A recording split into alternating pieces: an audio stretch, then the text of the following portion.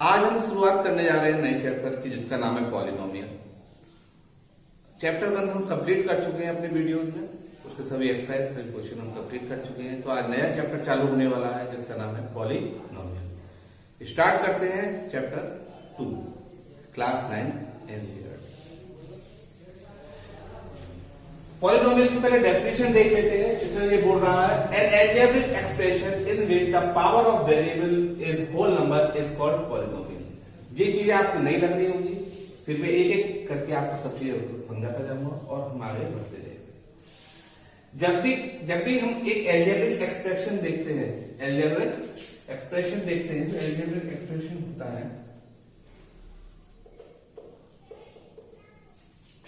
वो होता है कांस्टेंट इनटू वेरिएबल और वेरिएबल की पावर रेशनल। इसका मतलब एक बता देता हूं, 2x this is constant, this is variable और इसकी पावर अगर रेशनल नंबर है 1/2 है, 2 है, 3 है, 4 है, तो ये एल्जेब्रिक एक्सप्रेशन कहलाता है। इसी तरह सेम जब भी हम पॉलिनोमियल की बात करते हैं तो इसमें कांस्टेंट या कोएफिशिएंट, कांस्टेंट भी बोल सकते हैं, कांस्टेंट भी बोल सकते हैं। जब इन दोनों का मल्टीप्लाई होता है जस्ट लाइक एल्जेब्रिक एक्सप्रेशन, तो इसकी जब एल्जेब्रिक की बात कर रहे थे तो यहाँ रेशनल नंबर की पावर आ जाती है, जब इसकी बात करेंगे तो यहाँ क्या आएगा, होल नंबर। होल नंबर हम जानते हैं, होल नंबर होता है 0, 1, 2, 3, 4। अगर मैं बात करूं इस एल्जेब्रिक एक्सप्रेशन की, इज दिस पॉलिनोमियल, तो आंसर इज नो, बिकॉज जो 1/2 है ये होल नंबर नहीं है, दैट्स व्हाई ये एल्जेब्रिक एक्सप्रेशन हो नहीं, ये पॉलिनोमियल हो नहीं सकता। ये क्या है, एल्जेब्रिक एक्सप्रेशन, तो ये रेशनल नंबर है। अब आगे बात कर लेते हैं। ये तो हो गई एक डेफिनेशन पॉलिनोमियल की। आगे बढ़ते हैं।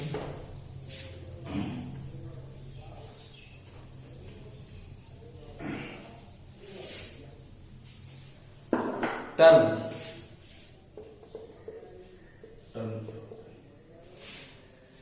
जब भी कोई कोएफिशिएंट या कोई कांस्टेंट एक वेरिएबल के साथ आता है, ये जो डिजिट है ये किसी वेरिएबल के साथ आता है, तो ये इन दोनों को जब मिला देते हैं तो ये टर्म बन जाता है। क्या बन जाता है, टर्म बन जाता है। अब जैसे 2x प्लस 3, अब आप कहेंगे कि यहां तो कोई वेरिएबल नहीं, इसका भी 2 है, 3 को हम 3 into 1 लिखते हैं, 3 into 1 लिखते हैं। या 1 को जो वेरिएबल की पावर है वो 0 है। जब भी किसी की पावर 0 होती है, किसी भी डिजिट की आप 100 की पावर 0 कर देंगे, आंसर विल बी 1। इसी तरह इसकी पावर 0 है तो आंसर 1 है। तो यहाँ पे जो वेरिएबल की पावर, वेरिएबल है उसकी पावर क्या है, 0, दैट्स व्हाई हमने लिखा है 2x प्लस 3, तो ये तो 1 होता है, दैट्स व्हाई 2। और इसमें टर्म कितने हैं, 1 और 2, ये होता है टर्म। आगे बढ़ते हैं। आगे इसका दूसरा कोफिशिएंट।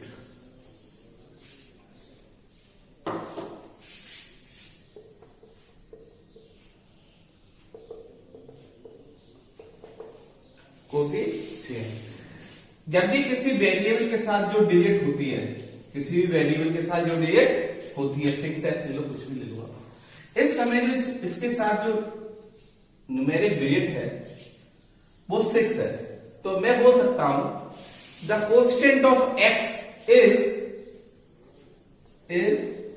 इसका कोएफिशिएंट क्या है, x का कोएफिशिएंट क्या है, 6। दूसरा एग्जांपल लेता हूं, 7x² प्लस 3x प्लस 4, ये पॉलिनोमियल है। इसमें अगर मुझसे कोई पूछता है कि x² का कोएफिशिएंट क्या है, तो मैं बोलूंगा x² का कोएफिशिएंट क्या है, x² कोएफिशिएंट विल बी 7। अगर मुझसे वो पूछता है x का कोएफिशिएंट क्या है, तो मेरा आंसर होना चाहिए 3, बिकॉज x के साथ क्या कांस्टेंट पार्ट जुड़ा हुआ है, क्या डिजिट जुड़ी हुई है, 3 मल्टीप्लाई हो रही है, तो इसलिए मेरा x का कोएफिशिएंट क्या हो जाएगा, 3 हो जाएगा। अब आगे बढ़ते हैं।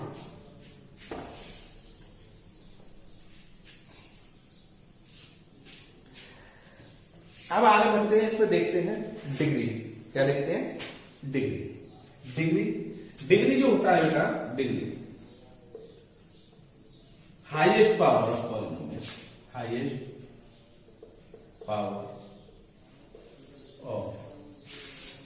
पावर ऑफ पॉलिनोमियल, एक एग्जाम्पल लेता हूं, जैसे 8x³ plus 2x² plus 3x plus 4। इसमें जो हाईएस्ट पावर है बेटा वो क्या है? 3 है। क्या है? 3। तो डिग्री क्या हो गई? डिग्री क्या हो गई? 3। जब भी पॉलिनोमियल को लिखने का तरीका होता है, हम पावर बड़ी से छोटी की तरफ आते हैं। जैसे किसी ने लिखा 2x plus 9x³ plus 2x² plus 3। तो ये सही तरीके से नहीं लिखा गया है, इसको हम सही कर देते हैं। जो सबसे बड़ी पावर है वो सबसे पहले आएगी, फिर उससे छोटी आएगी, फिर उससे छोटी आएगी, एंड देन कांस्टेंट टर्म आ जाएगा। तो ये लिखने का सही तरीका है in terms of degree, in terms of degree. Polynomial की दूसरी डेफिनेशन हम ये बोल सकते हैं, it is a chain of terms, it is a chain of terms, जिसमें कई टर्म्स आते हैं। जो चेन होती है एक टर्म्स की, उसे भी हम पॉलिनोमियल बोल सकते हैं। और बाकी जो डेफिनेशन है वो इस तरह से हम बोल सकते हैं, जब कांस्टेंट और वेरिएबल का इनटू होता है, जो वेरिएबल की पावर होल नंबर में आती है, तो वो पॉलिनोमियल कहलाता है। टर्म्स के आधार पर इसको क्लासिफाई किया गया है, वो देख लेते हैं। क्लासिफिकेशन,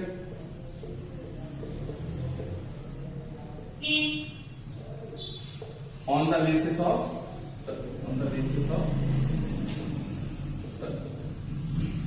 अगर किसी पॉलिनोमियल में ओनली वन टर्म है, क्या है?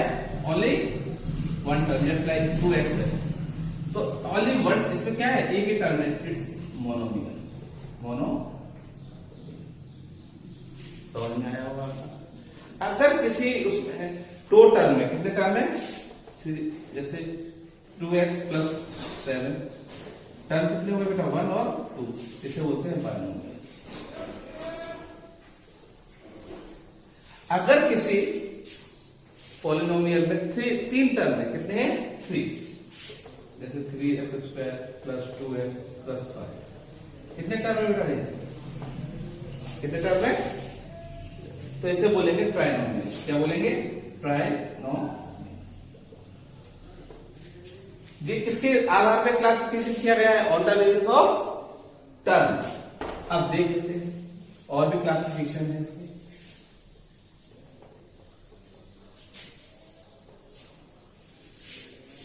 On the basis of degree भी इसका क्लासिफिकेशन किया गया है। अगर डिग्री 1 होती है, जैसे कोई इक्वेशन है 2x प्लस, इसमें जो हाईएस्ट डिग्री है बेटा, डिग्री इसमें क्या है? 1। क्या है? 1। तो इसको बोलेंगे लीनियर। क्या बोलेंगे? लीनियर। जो ये क्लासिफिकेशन किया गया है on the basis of degree किया गया है, जो हमने पहले पढ़ा था वो classification on the basis of term किया गया था। इसी तरह इसकी पावर अगर 2 हो जाती है, 2x² प्लस 3x प्लस 4, इसमें जो हाईएस्ट डिग्री है वो कितनी है? 2 है।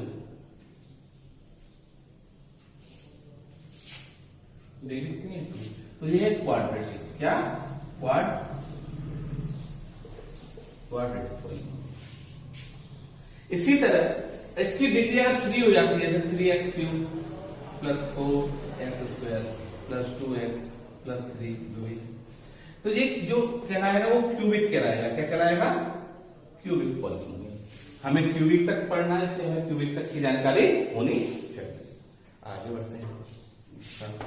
इसमें एक टर्म आता है कांस्टेंट पॉलिनोमियल। कौन सा? Constant polynomial. कांस्टेंट नाम से ही हमें मालूम पड़ रहा है कांस्टेंट पॉलिनोमियल।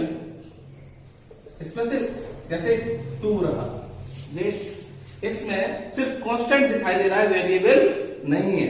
ये वेरिएबल इसलिए नहीं है, जो मैं बता रहा हूं 2 into 1 लिख सकता हूं, और 2 into 1 को मैं लिख सकता हूँ यहाँ जो भी टर्म है, कोई जो भी वेरिएबल है, एक्स हो सकता है, वाई हो सकता है, जेड हो, व्हाटएवर कुछ भी हो सकता है, उसकी पावर क्या है? 0। दैट्स व्हाई इसको हम मेंशन नहीं करेंगे। यहाँ 1 हो गया तो ये 2, यानी कि यहाँ ये कौन सा है? कांस्टेंट पॉलिनोमियल है, यानी कि यहाँ पे कोई भी वेरिएबल नहीं है। दैट्स व्हाई ये कांस्टेंट पॉलिनोमियल और सिर्फ कांस्टेंट टर्म है जो कि डिजिट होता है। ठीक है, इसके आगे बढ़ते हैं। अब आता है हमारा zero polynomial. Zero polynomial, zero polynomial में क्या होता है? इसके भी नाम से मालूम पड़ा है, जो पॉलिनोमियल होता है उसकी वैल्यू 0 हो जाती है। क्या हो जाती है? ऐसे 0। अब मैं 0 में एक्स कोई भी वेरिएबल लूं, उसकी पावर कितनी भी कर दूं, उससे कोई फर्क नहीं पड़ेगा, answer will be 0। 0 into x 1, ये भी आंसर 0। यानी जब भी किसी पॉलिनोमियल की वैल्यू 0 हो जाती है तो वो जीरो पॉलिनोमियल कहलाता है। अब आगे बढ़ते हैं। अगर किसी की डिग्री 1 है तो उसमें कितने टर्म होंगे, किसी की डिग्री 2 है तो उसमें कितने टर्म होंगे, किसी की डिग्री 3 है तो उसमें कितने टर्म होंगे, तो ये भी हम मालूम कर लेते हैं। जैसे शुरुआत करते हैं लीनियर पॉलिनोमियल में। लीनियर पॉलिनोमियल, इसमें जो डिग्री होती है कितनी होती है बेटा? 1। डिग्री कितनी होती है? कितनी होती है? 1। मैंने आपको बताया हमेशा हाईएस्ट डिग्री सबसे पहले रखी जाती है, फिर उससे छोटी है, फिर उससे छोटी। इस तरह से हम लिखते हैं पॉलिनोमियल को। जब इसकी डिग्री, तो इसमें 1 2x 1 है, 2 की पावर 1 हम लिखते हैं 2x। एक तो टर्म ये भी हो सकता है, दूसरा 2x 1 है तो इससे छोटी पावर क्या होगी? x की पावर 4 लिखा, यानी यहाँ x की पावर क्या है? 0, क्योंकि 1 से छोटा क्या होता है? 0 तक ले सकते हैं, 1 और 0 कॉम्बिनेशन, तो 2x प्लस 4, यानी मैक्सिमम कितने टर्म हो सकते हैं इसमें? 2 हो सकते हैं। एक तो 1 हो सकता है, दूसरा मैक्सिमम। मैक्सिमम फाइंड आउट करना तो मैं लिखूंगा मैक्सिमम टर्म कितने होंगे? 2। अब आते हैं क्वाड्रेटिक में। क्वाड्रेटिक पॉलिनोमियल में इसमें जो मैक्सिमम डिग्री होती है वो बेटा 2 होती है। क्या होती है? 2। जब इसका पॉलिनोमियल फॉर्म करेंगे तो ये हो जाएगा 4x²। अब इससे छोटा क्या होता है? 3x1। इससे छोटा 4x4, यानी कि जो हम इसमें कितने टर्म ले सकते हैं? तो 4x² भी ले सकते हैं, अकेला कोई दिक्कत नहीं है। 4x² प्लस 3x भी ले सकते हैं, ये भी आपका क्वाड्रेटिक पॉलिनोमियल कहलाएगा। और ये तीनों भी ले सकते हैं। तो मैक्सिमम कितने ले सकते हैं?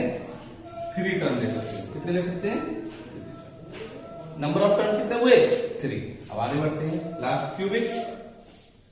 क्यूबिक में। पॉलिनोमियल डिग्री कितनी होती है बेटा? 3 होती है। कितनी होती है? 3। जब 3 होती है तो इसमें स्टार्ट करता हूं, हम 5x³ भी लिख सकते हैं, क्योंकि ये भी क्यूबिक कहलाएगा और इसमें टर्म है नहीं, मान लेते हैं। एक तो हम ये भी लिख सकता हूं 5x³ प्लस 4x², क्योंकि ये 3 से कम हो रहा है। ये भी लिख सकता हूं 5x³ प्लस 4x²। एक और कम कर देता हूं 3x, 2 पावर 3 हो गया, माइनस प्लस 5।